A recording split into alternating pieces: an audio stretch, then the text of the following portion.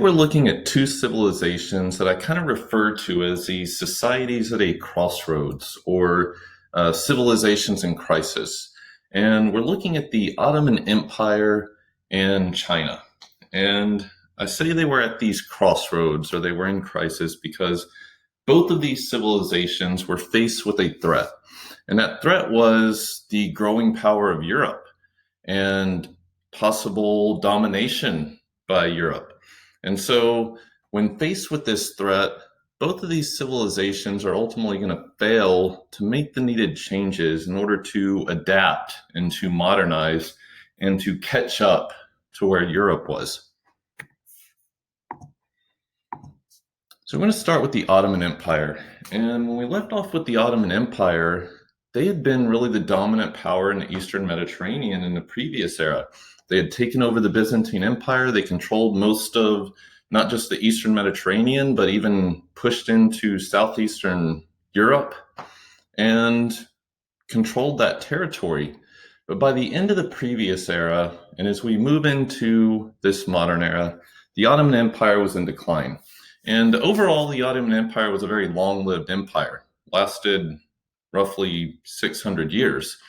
But throughout most of this era, the Ottoman Empire was in this kind of slow, steady state of decline.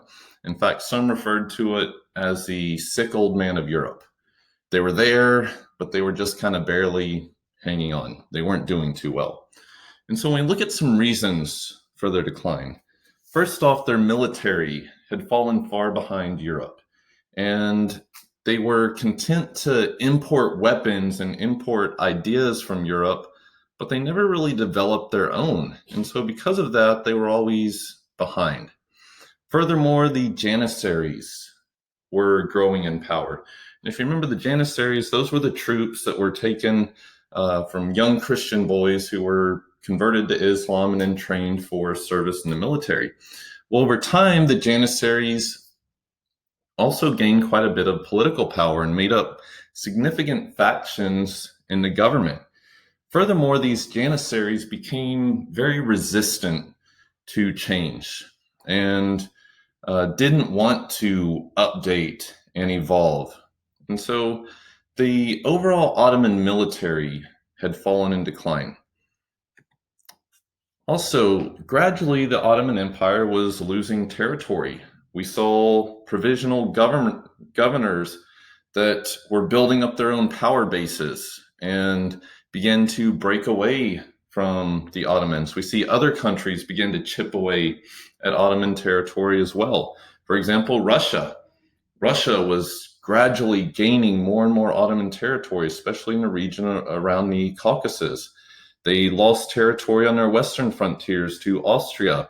Greece is going to declare independence from the Ottomans as well, and later Serbia. And so they were losing territory.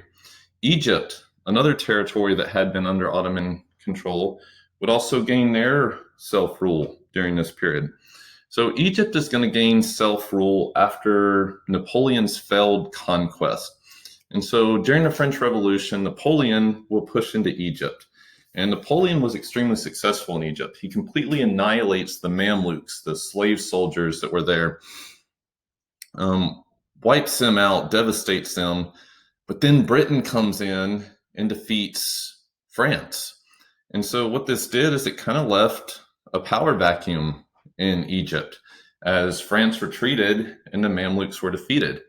And so an Egyptian general named Muhammad Ali is going to kind of seize power and builds up a very powerful modern army, even brings in French officers to help train his own military, and uses that to push for autonomy. And ultimately is also going to launch a campaign to try to industrialize. They focused on textile industry, especially the cotton textile industry, and had some limited success there as well. Now, he wanted more radical industrialization, but some of that was slowed down by religious conservatives in Egypt.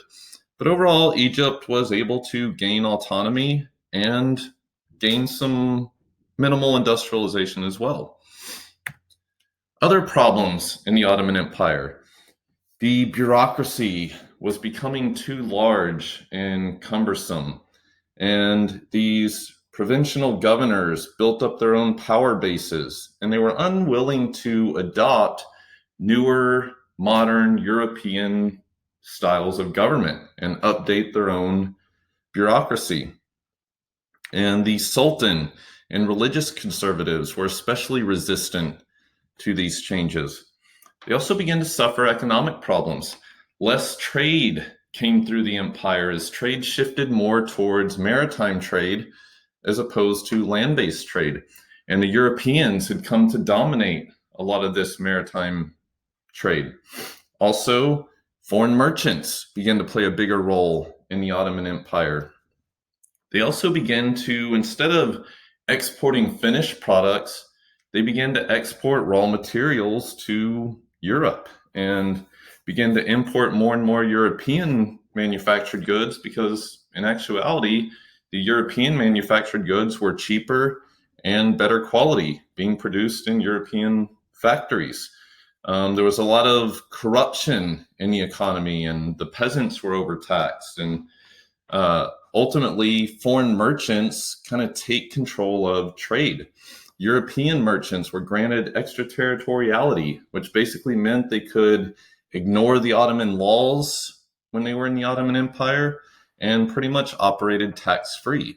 And so these were the growing problems that the Ottoman Empire faced and needed to respond to. So the response by the Ottomans, first off, there were attempts to reform the military.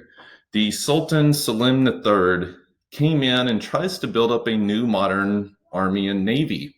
However, the Janissaries are going to rebel. They didn't want to be replaced by this new modern professional army. So the Janissaries come in, they kill all the new soldiers that were brought in, and even kill the Sultan Selim III. Following this, we have the reign of Mahmud II, and he is going to be successful at some change.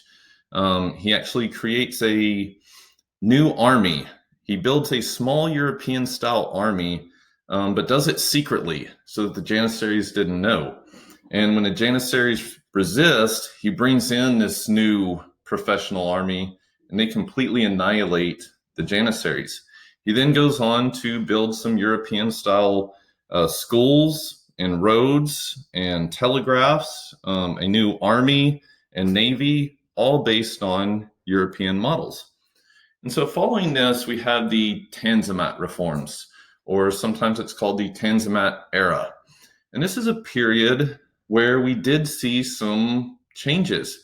They bring in new state bureaucracy ideas based on European models and based on ideas of the Enlightenment. They bring in legal reforms modeled after Napoleon's code of laws. They bring in railroads. They bring in telegraphs. They create a new secular education system. Before this, the education system was based on Islam. Now they create a more secular version of that. However, there was also a lot of opposition to the Tanzimat reforms.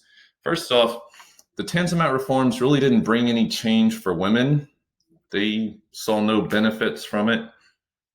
But the Tanzimat reforms undermined the authority of the ulama, the religious officials. And a lot of religious conservatives kind of saw it as an attack on Islamic law and Islamic traditions. And so conservatives kind of blocked and were against a lot of these reforms. But there were also groups who wanted more. A growing middle class and Western educated peoples in the Ottoman Empire actually wanted more drastic changes.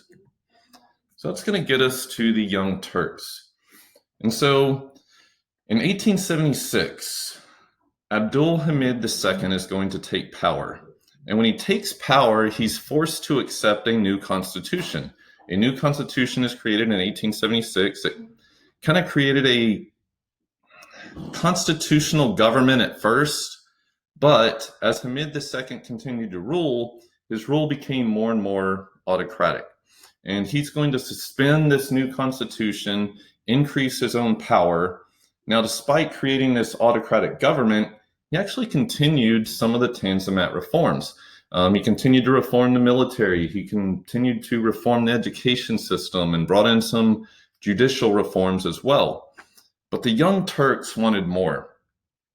And so the Young Turks were a group, and in truth, most of them weren't young, and a lot of them weren't Turkish, but they wanted more drastic changes and wanted to restore the 1876 Constitution that Hamid II had suspended.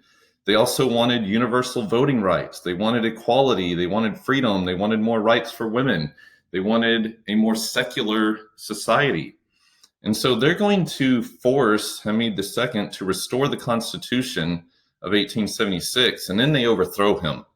And following this, a group of young Turk military officers will take control of the Ottoman Empire.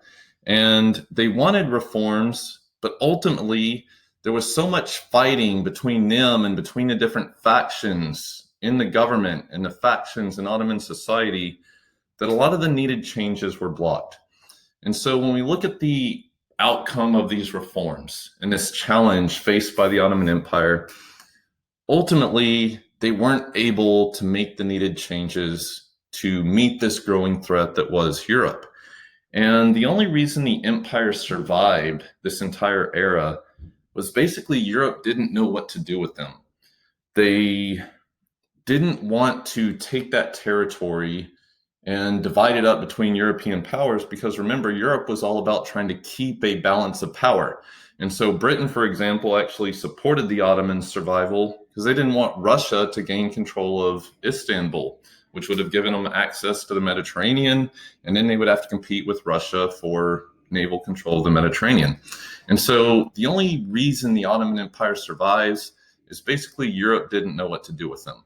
But they're going to continue to lose wars throughout the rest of this era, and independence movements within the empire will continue, and gradually they will lose more and more territory.